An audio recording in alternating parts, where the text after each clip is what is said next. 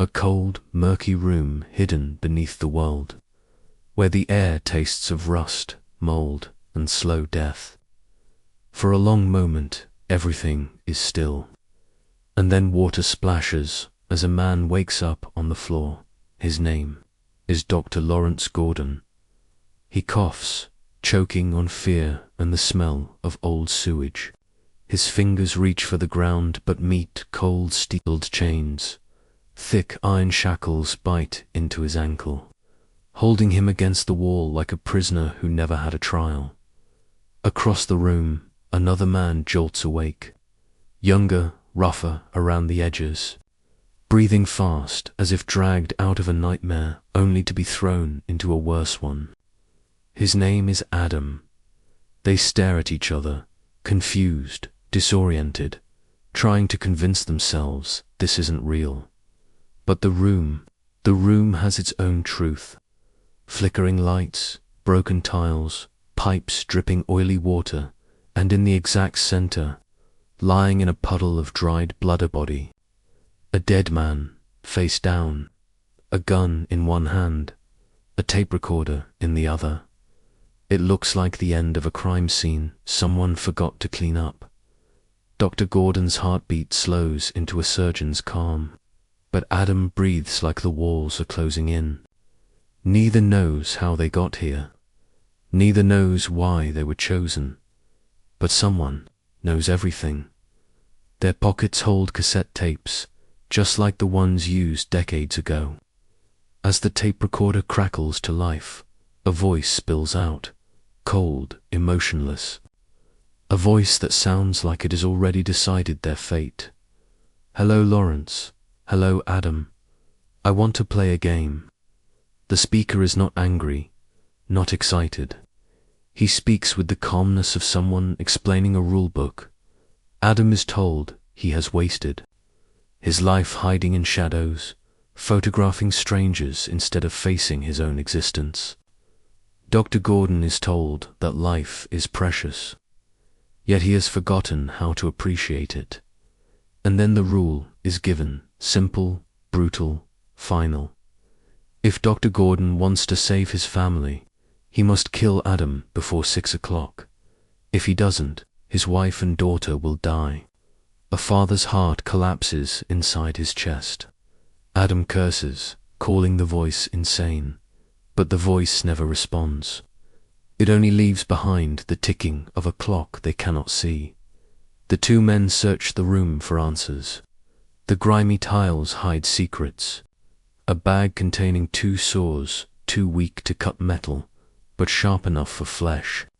Cigarettes dipped in poison. A note with instructions twisted like riddles. Every object is a clue, and every clue is a trap. Adam's guilt slowly leaks out. He admits he once followed Dr. Gordon, secretly taking pictures of him at night for someone who paid him cash. It wasn't personal, but in this room, every small sin becomes a heavy chain. Dr. Gordon realizes the truth. They are victims of a man the world fears, but never truly understands. A man dying from cancer. A man who believes those who waste their lives do not deserve them. A man who creates situations where survival demands sacrifice.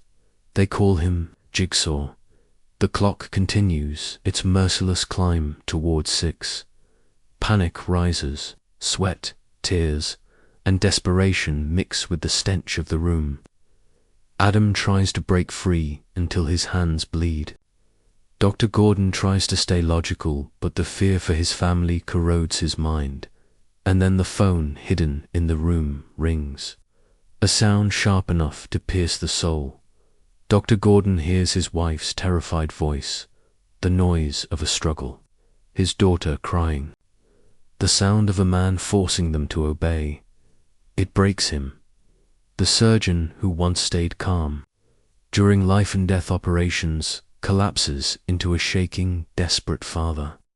Adam tries to help, but nothing in the room offers hope. Only choices. Ugly, impossible choices. With the clock seconds from 6, Dr. Gordon realizes the final answer. The saws were never meant to free them. They were meant to force the unthinkable. His hands tremble, his mind shatters, and with a scream that sounds more animal than human, he raises the dull saw and brings it down onto his own leg. The room fills with agony. Adam shouts for him to stop, but Dr. Gordon has lost control of everything except his will to save his family. Blood pools beneath him, his face drains of color, and when the chain finally snaps free, he is barely alive. He crawls across the room, leaving a trail of red behind him. He promises Adam he will return. His voice is weak, his eyes barely open, but he drags himself out of the room like a dying soldier crawling off a battlefield. For a moment, Adam is left in silence. Just the dripping pipes, the flickering light, the stillness of the dead body in the center. And then the impossible happens. The body moves slowly, deliberately, as if waking from a long sleep. Adam watches with horror as the man who pretended to be dead all along rises to his feet. The blood on the floor is fake. The wounds are fake. But the man is very real. He is the mastermind, the observer, the judge who never needed the shadows. It is Jigsaw. He had been lying in the center of the room the entire time, watching everything unfold. He looks at Adam with calm, almost sad pity, and speaks the final words of the night. Game over. The heavy metal door slams shut with a force that kills hope. Adam screams. The darkness swallows him, and the game ends. The story begins not with a scream, but with silence. A man sits alone in a dim, filthy room. His breath trembles. Sweat drips down his forehead. His eye twitches uncontrollably. Something is wrong, terribly, impossibly wrong. He reaches up, and his fingertips brush against cold metal embedded inside his face. A device, a trap. A small TV switches on in front of him with a crackle of static. The puppet with the painted smile appears, its voice echoing like a death sentence delivered from the depths of hell. The message is simple. The key to your survival is in your eye. Cut it out or die. The man's shaking hands hover over the scalpel. Time ticks, courage fails, and the trap snaps shut with cruel finality. Another victim of the same man the world still fails to understand. Jigsaw. Not far away, the police gather outside an old house, its walls tired and broken. Inside sits the man they've been chasing for years. Jigsaw, pale and frail, his body devoured by cancer, but his mind sharper than ever. Detectives storm the room, guns raised, expecting a monster ready to fight.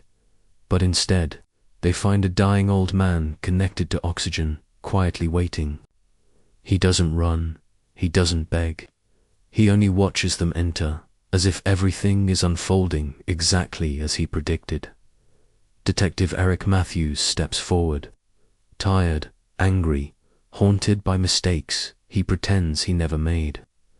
Jigsaw looks at him and smiles faintly, as if he knows secrets Eric has tried to bury. Then he shows the detective a series of monitors. And on those screens, Eric sees a nightmare that steals the breath straight from his lungs. A group of strangers trapped in a house filled with poison gas. The doors are locked, the windows sealed, and every one of them has only a few hours to live unless they find hidden antidotes among those trapped. Is Eric's son. Panic crashes through the detective's chest. He shouts, demands answers, threatens violence, but Jigsaw simply speaks, with the tone of a teacher delivering a lesson he's waited years to give. You're going to sit with me, detective, and you're going to talk. That's the only way you'll get your son back. Inside the abandoned house, chaos explodes as the captives wake. 7 people, strangers, criminals, survivors, all with histories tied to Detective Eric in ways they do not yet know. The air already tastes toxic, burning their lungs, making every breath harder. Among them is Amanda, once a victim of Jigsaw, now trapped again. She recognizes the signs, the puzzles, the cruel design. She knows every minute counts. As they search the house, they discover traps waiting like hungry animals, a furnace that turns into a blazing tomb, a pit filled with needles where fear becomes physical pain, doors that slam shut with razor-sharp timing. Every room demands sacrifice. Every clue demands blood. One by one, they realize the truth. They are not here by accident. They were chosen because they lied. They stole. They ruined lives and walked away untouched. The poison eats at their lungs. Their skin turns pale. They grow desperate, violent. Trust collapses. Panic becomes rage. And in the middle of it all, Amanda tries to hold them together. But fear devours reason faster than the gas devours their strength. Back in the warehouse, Jigsaw speaks to Eric with frustrating calm. Every word feels like a needle pushed into the detective's skull. The old man knows everything about Eric's affairs. His corruption, his broken family, his failures as a father. You don't appreciate life, Jigsaw whispers. Your son does. Eric snaps. He slams Jigsaw against the wall, beats him, drags him across the room. Blood drips, oxygen tubes rip away, but Jigsaw simply laughs, softly, painfully, as if he expected this reaction all along. Your problem is patience. Eric forces Jigsaw to lead him to the house, a cruel maze of tunnels and rusted hallways. Eric storms ahead, desperate, terrified. Jigsaw limps behind, knowing something the detective does not. Deep inside the house, the final survivors are collapsing. Oxygen thinning, vision spinning. In a hidden room, Amanda finds a door Eric's son had been trapped behind the entire time safe. Alive, protected from the gas. The game wasn't about saving him. It was about whether Eric would learn to listen. But Eric never did. He kicks open the final door, expecting salvation. Instead, he finds darkness, and then a figure behind him, a cloth, a struggle, and a sharp sting as a needle plunges into his neck. He wakes chained inside a bathroom, the same bathroom where Dr. Gordon once screamed for his life. The same tiles, the same drain, the same cold hopelessness. And then Amanda enters, not as a victim, not as a frightened girl, but as Jigsaw's apprentice. She kneels beside him, watching the detective struggle. Her voice is calm, steady, almost grateful. He helped me, she whispers. He taught me to value my life. Now I'm helping him finish his work. Eric begs, cries, threatens, but she only looks at him with sad eyes. Game over. The door slams. Darkness swallows him, and Jigsaw's legacy grows deeper, colder, stronger. The game continues. Jigsaw's cancer has spread through his body like a slow-burning fire. Every movement hurts. Every breath sounds like broken glass scraping inside his lungs. He lies on a bed in a dark room, wires and monitors buzzing softly around him. Amanda, his loyal apprentice, watches over him like a guardian protecting a god she believes in. But Jigsaw is not done. His mind is sharp. His purpose sharpest of all.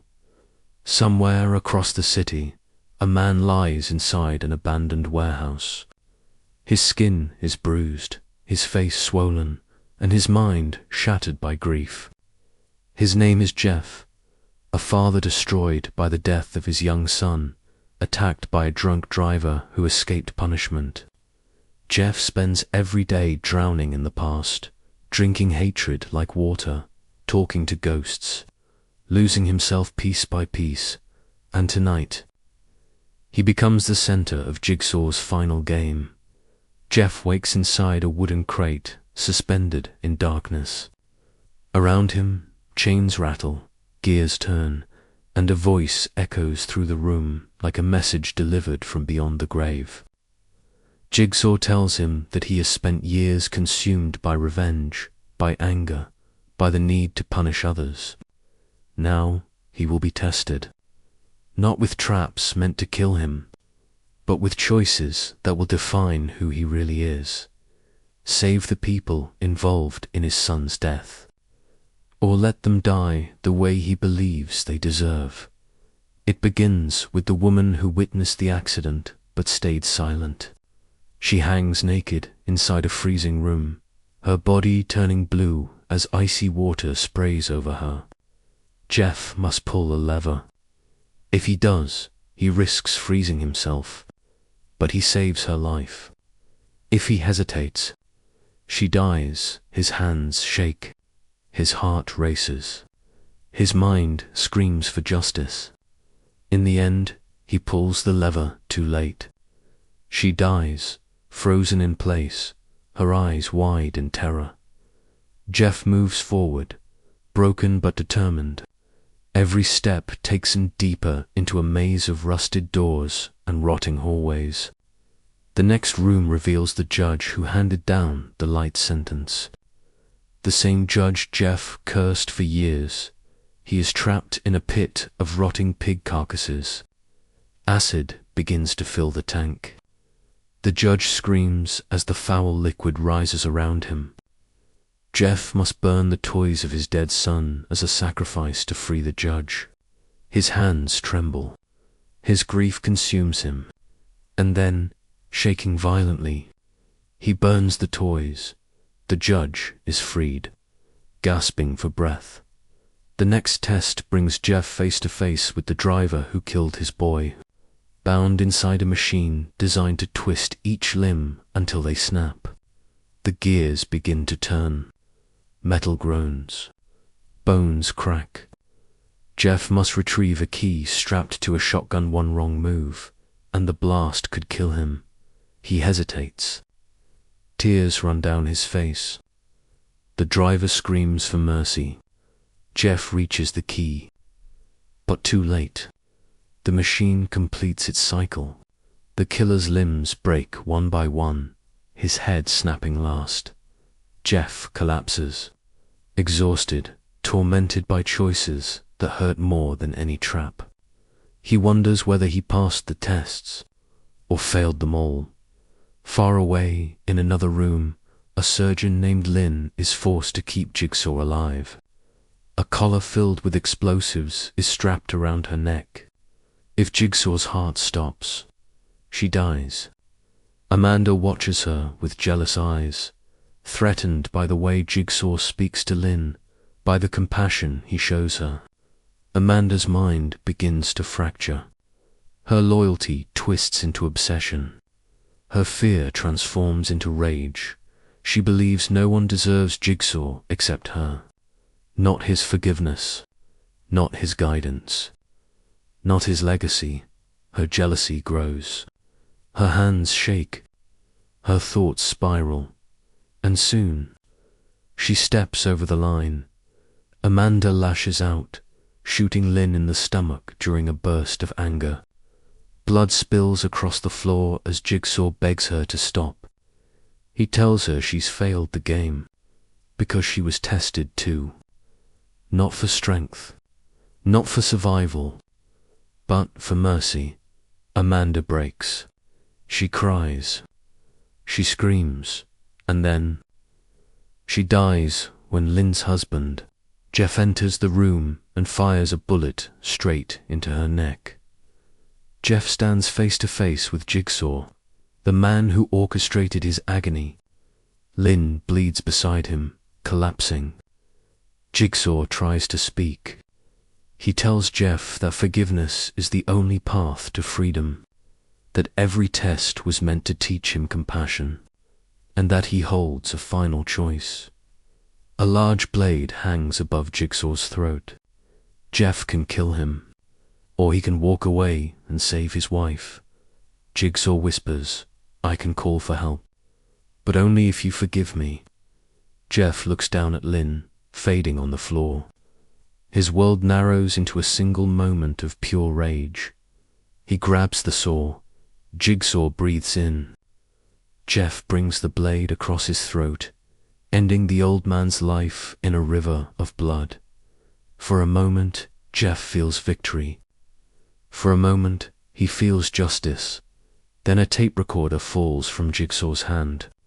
Already prepared, already waiting. Jigsaw's dying voice fills the room. "By killing me, Jeff, you have just killed your wife." The explosive collar around Lynn clicks. Jeff screams. The device detonates. Silence follows. Not peaceful silence, but the silence left behind when everything goes wrong. The story ends with one truth. Jigsaw is dead, but his work, his tests, and his legacy have only just begun.